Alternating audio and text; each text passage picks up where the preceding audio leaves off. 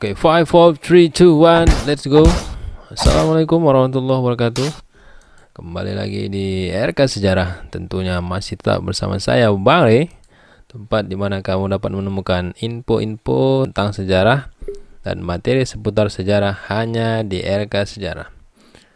Seperti biasa, sebelum kita lanjut ke pembahasan kali ini, jangan lupa untuk aktifkan dulu tombol subscribe yang ada di bawah, supaya kamu tidak ketinggalan info-info terbaru dari RK Sejarah. Dan dengan subscribe yang kamu berikan dapat membangun channel ini lebih baik ke depannya. Dan apabila menurut kamu video yang ada pada channel ini menarik untuk kita perbincangkan lebih dalam, jangan lupa untuk tinggalkan komentar dan share ke seluruh media sosial yang kamu miliki, supaya teman-teman kamu punya bahan untuk dikomentari. Oke, baik, langsung saja. Kali ini kita akan bahas satu materi tentang gerakan nasionalisme di Asia Afrika. Ini merupakan materi sejarah kelas 11 tingkat SMA dan madrasah aliyah, juga SMK.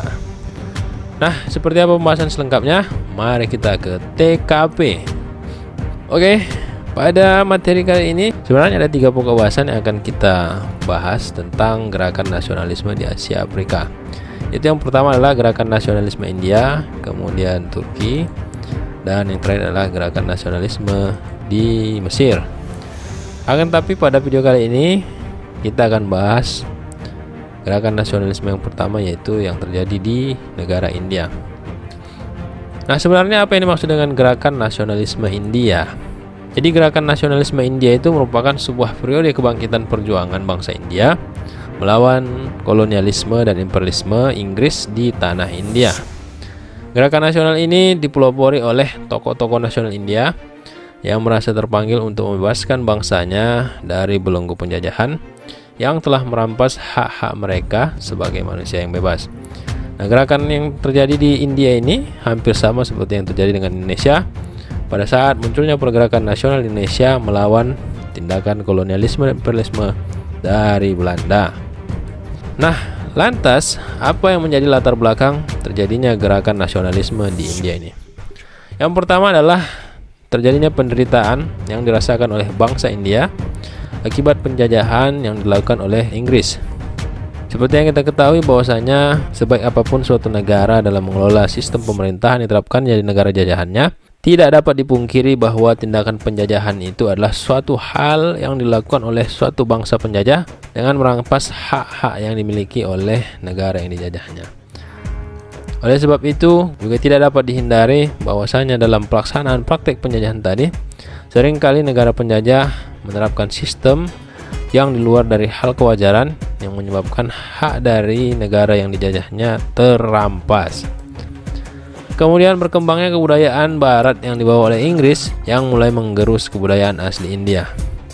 Jadi kedatangan Inggris di India tidak serta-merta hanya sekedar ingin menjajah, tapi juga menanamkan kebudayaan-kebudayaan yang mereka miliki dan menganggap bahwasanya kebudayaan di luar dari kebudayaan mereka itu adalah sangat rendah. Oleh sebab itu bangsa India kemudian berusaha untuk mempertahankan kebudayaannya melalui gerakan nasionalisme India ini. Kemudian yang selanjutnya adalah yang menyebabkan terjadinya pergerakan nasional di India adalah munculnya golongan terpelajar. Sama seperti halnya yang terjadi di Indonesia, kaum terpelajar ini merupakan pionir yang menjadi penggerak lahirnya gerakan nasional di India. Selain itu, pemberian status dominion, yaitu semacam daerah otonomi yang lebih luas atas Kanada pada tahun 1867, telah memberi inspirasi kepada India untuk memperjuangkan hak-haknya sebagai sebuah negara yang merdeka dan mengelola negaranya secara bebas dan luas untuk menentukan nasib hidupnya sebagai suatu bangsa. Dan selanjutnya adalah kemenangan Jepang atas Rusia pada tahun 1905 juga merupakan salah satu alasan bangsa India melakukan sebuah gerakan nasional untuk melawan kolonialisme dan imperialisme Inggris, di mana mereka meyakini bahwasanya bangsa Asia mampu untuk melawan orang-orang Eropa, dan hal itu sudah dibuktikan oleh saudara kita yang paling jauh di timur, yaitu Jepang, di mana mereka berhasil mengalahkan Rusia pada saat pertempuran di wilayah Manchuria. Dan yang terakhir adalah kemampuan tentara India yang sudah tidak diragukan lagi, karena pada saat Perang Dunia Pertama pada tahun 1914 sampai dengan 1918, dan pada saat Perang Dunia Kedua pada tahun 1940 sampai dengan 1945, mereka juga terjun di dalam kancah perang. Tentara India yang dikenal dengan pasukan Gurkha ini yang tergabung dalam aliansi sekutu dikenal sangat kuat dan kejam. Kekuatan pasukan tentara Gurkha ini sangat disegani oleh lawan-lawannya dalam medan pertempuran. Oleh sebab itu, melihat dari kemampuan yang dimiliki oleh tentara India sendiri, mereka merasa yakin bahwasanya mereka mampu untuk mengalahkan Inggris dalam hal ini sebagai negara penjajah. Nah, selanjutnya bagaimana kronologi lahirnya gerakan nasionalisme di India?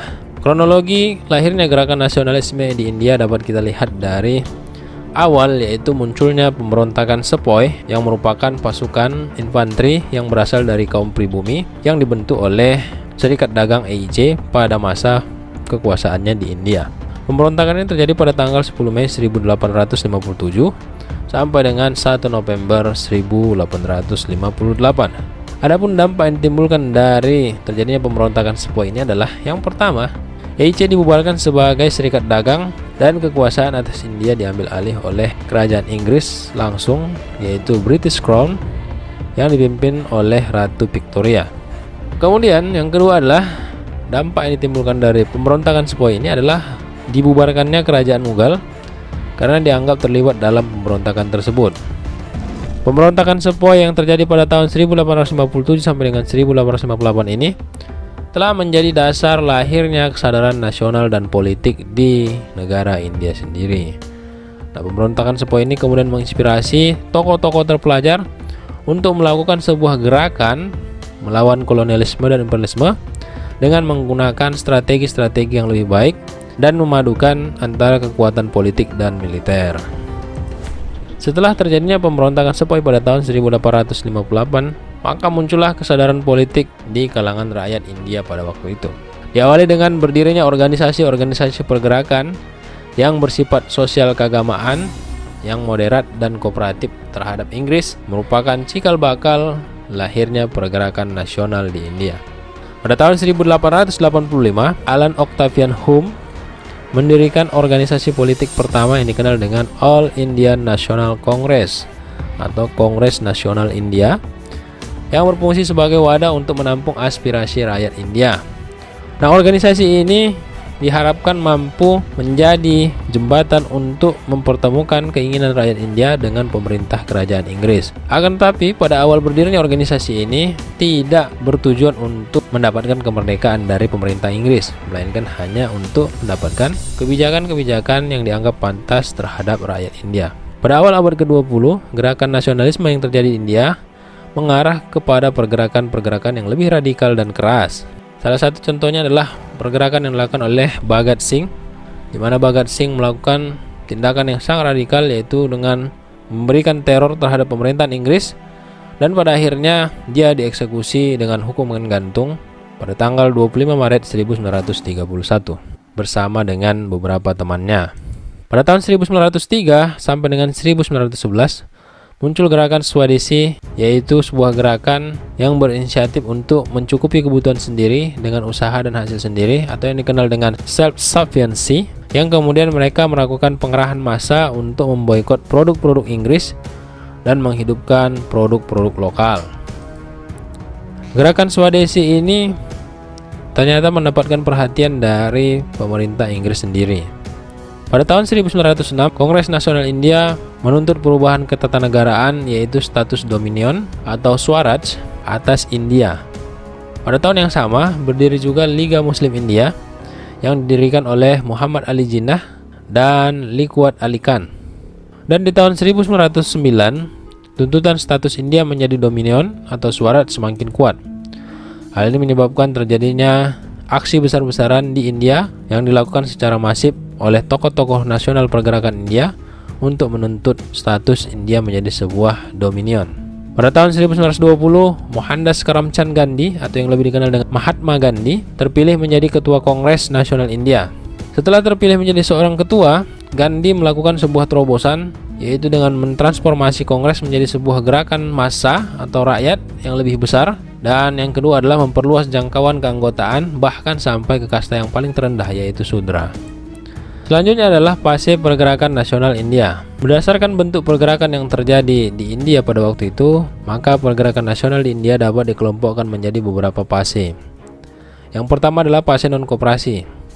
Fase ini terjadi antara tahun 1920 sampai dengan 1922, di mana Mahatma Gandhi mencetuskan ide untuk tidak melakukan kerjasama dengan pemerintah Inggris sebagai satu bentuk perlawanan yang dilakukan oleh rakyat India. Kemudian yang kedua adalah fase pembangkangan sipil yang terjadi antara tahun 1931 sampai dengan 1932. Pada fase ini Gandhi menerapkan 4 asas perjuangan yang dikenal dengan yang pertama adalah ahimsa, yaitu melawan tanpa kekerasan, kemudian hartal, tidak berbuat apa-apa untuk kepentingan Inggris. Yang ketiga adalah satyagraha, tidak ingin bekerja sama dengan Inggris, dan yang terakhir adalah swadesi, yaitu upaya untuk mencukupi kebutuhan sendiri dengan usaha sendiri tanpa menggunakan produk-produk Inggris. Dan yang terakhir adalah fase Quit of India yang terjadi pada tahun 1942, di mana pada fase ini Kongres Nasional India di bawah pimpinan Mahatma Gandhi menuntut Inggris supaya keluar dari India pada tahun 1942. Selanjutnya, bagaimana respon dari pihak Inggris menanggapi gerakan nasional yang dilakukan oleh rakyat India? Yang pertama adalah pelaksanaan India Act atau peraturan tentang India pada tahun 1935, di mana dibentuknya negara-negara federasi di India. Kemudian pelaksanaan otonomi daerah bagi setiap provinsi dengan seluas-luasnya. Dan yang terakhir adalah pelaksanaan pemilu di setiap provinsi untuk memilih dewan provinsi dalam pemerintahan.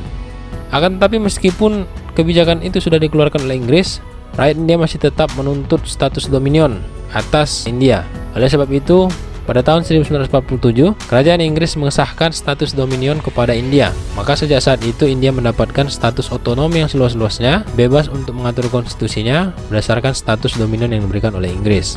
Akan tetapi, akibat dari status dominion tersebut, India harus dibagi menjadi dua, yaitu wilayah India yang beragama Hindu, kemudian wilayah Pakistan yang dominan beragama Islam. Dan pada akhirnya India pun mendapatkan kemerdekaannya pada tanggal 15 Agustus 1947 dan Pakistan lebih dahulu mendapatkan kemerdekaan pada tanggal 14 Agustus 1947. Pada tanggal 26 Januari 1950, India merubah sistem pemerintahannya menjadi republik, di mana Rajendra Prasad terpilih menjadi presiden pertama India dan Pandit Jawaharlal Nehru terpilih menjadi Perdana Menteri India. Oke, itulah tadi tentang sejarah gerakan nasionalisme yang terjadi di India. Silahkan berikan komentarmu pada kolom komentar yang ada di bawah video ini. Dan jangan lupa untuk subscribe channel ini supaya kamu mendapatkan info-info terbaru. Dan dengan subscribe kamu dapat memberikan support bagi channel ini untuk berkembang lebih baik ke depannya. Sampai jumpa di video berikutnya dan tetap merdeka. Assalamualaikum warahmatullahi wabarakatuh.